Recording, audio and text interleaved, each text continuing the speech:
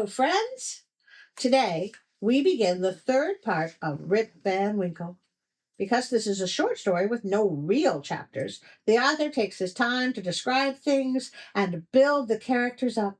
We know that Rip is a good, kind, and most likely ADHD man, exhibiting no interest in his own work, but an absolute saint to everyone around him. His wife, who has not been given a name, has less character development. We know she is an awful woman, prone to nagging. To avoid her sharp tongue, Rip has gone out hunting. He's been beckoned by a stranger who knows his name. There, I have summed up the first two parts in less than a paragraph. So join me now as we read the next part of Rip Van Winkle. Chapter 3. On nearer approach, he was still more surprised at the singularity of the stranger's appearance. He was a short, square-built old fellow, with thick bushy hair and a grizzled beard. His dress was of the antique Dutch fashion, a cloth jerkin strapped round his waist, several pairs of breeches, and the outer one of ample volume, decorated with rows of buttons down the sides and bunches at the knees. He bore on his shoulders a stout keg that seemed full of liquor, and he made signs for Rip to approach and assist him with the load. Right, I'm going to need a picture of this. Though rather shy and distrustful of this new acquaintance, Rip complied with his usual alacrity, and, mutually relieving each other, they clambered up a narrow gully, apparently the dry bed of a mountain torrent. As they ascended, Rip every now and then heard long rolling peals, like distant thunder, that seemed to issue out of a deep ravine, or rather cleft between lofty rocks, toward which their rugged path conducted. He paused for an instant, but supposing it to be the muttering of one of those transient thunder showers which often take place in the mountain heights, he proceeded.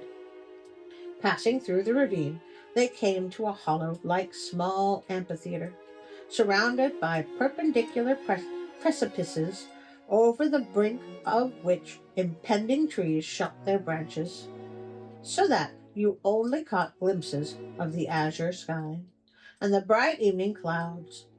During the whole time, Rip and his companion had labored on in silence, for though the former marveled greatly what could be the object of carrying a keg of liquor up this wild mountain, yet there was something strange and incomprehensible about the unknown that inspired awe and checked familiarity.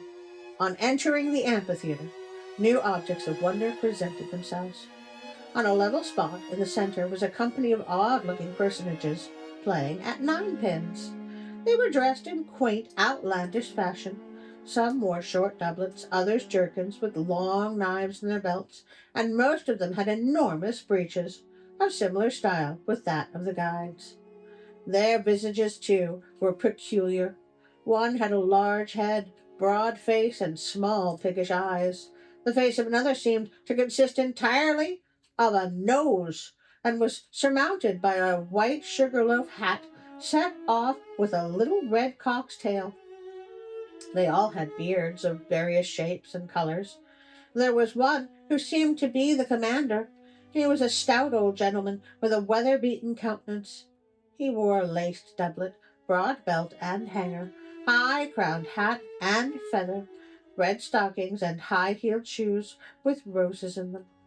The whole group reminded Rip of the figures in old Flemish paintings in the parlor of Dommy van Schaik, the village parson, and which had been brought over from Holland at the time of the settlement. What seemed particularly odd to Rip was, though these folks were evidently amusing themselves, yet they maintained the gravest faces, the most mysterious silence, and were, withal, the most melancholy party of pleasure he had ever witnessed. Nothing interrupted the stillness of the scene but the noise of the balls, which, whenever they were rolled, echoed along the mountains like rumbling peals of thunder. As Rip and his companion approached them, they suddenly desisted from their play and stared at him with such a fixed statue-like gaze and such strange, uncouth, lackluster countenances that his heart turned within him and his knees smote together. His companion now emptied the contents of the keg into large flagons and made signs to him to wait upon the company. He obeyed with fear and trembling. They quaffed the liquor in profound silence and then returned to their game. By degrees, Rip's awe and apprehension subsided. He even ventured, when no eye was fixed upon him, to taste the beverage which he found had much of the flavor of excellent Hollands. He was naturally a thirsty soul, and was soon tempted to repeat the draught.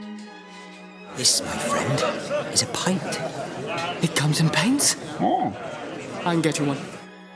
One taste provoked another, and he reiterated his visit to the flagon so often that at length his senses were overpowered.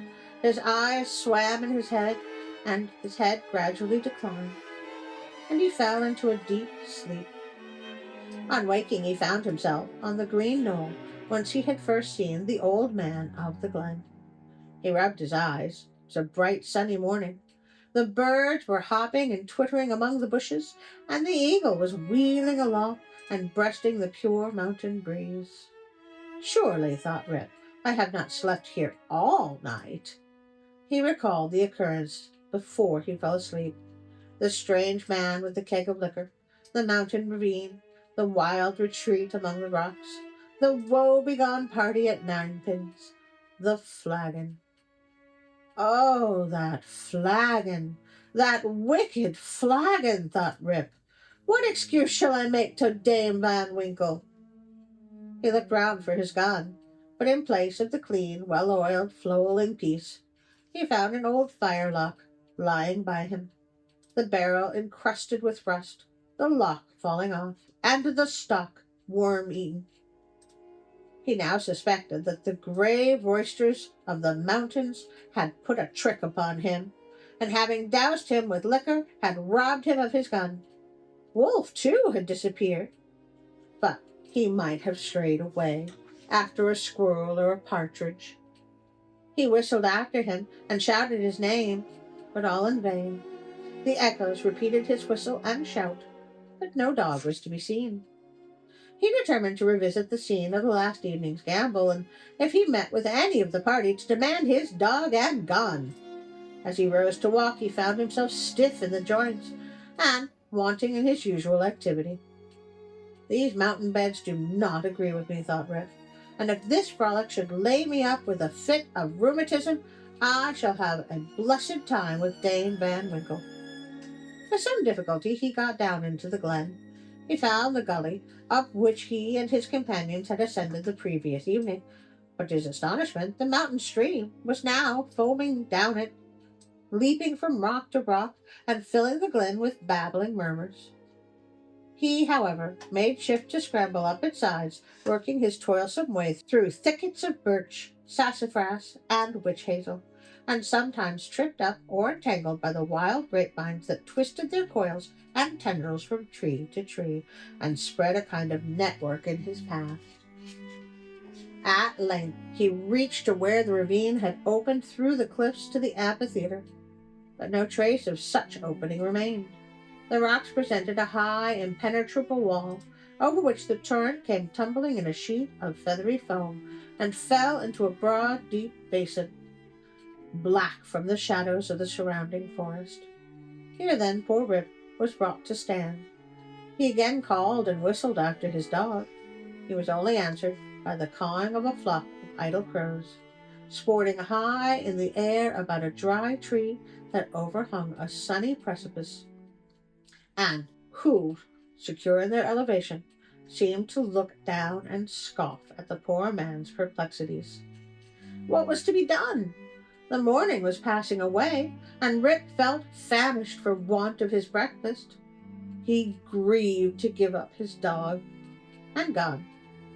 He dreaded to meet his wife, but it would not do to starve among the mountains. He shook his head, shouldered the rusty firelock, and, with a heart full of trouble and anxiety, turned his steps homeward. Here we are at the end of this week's part of Rip Van Winkle.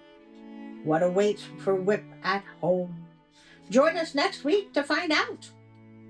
Now it's time to ask you to like, share, and subscribe. The song of all YouTubers. Why? Because the algorithm demands it. We will not be able to find new friends if we don't feed the algorithm. Sad, but true. Don't forget the notification bell, just in case you forgot the notification bell. I wanted to remind you about the notification bell. Please consider joining our Patreon page. If you're worried about money, don't be. We have a free moral supporter level where you can still join in on the polls and conversations. I am trying to post more frequently. I also have Facebook and Instagram when I remember them. I would like to thank Pixelboom.com for all their wonderful content. I just love them. But most importantly, I would like to thank you, my dear friends, for joining me every week. You mean more to me than words can say.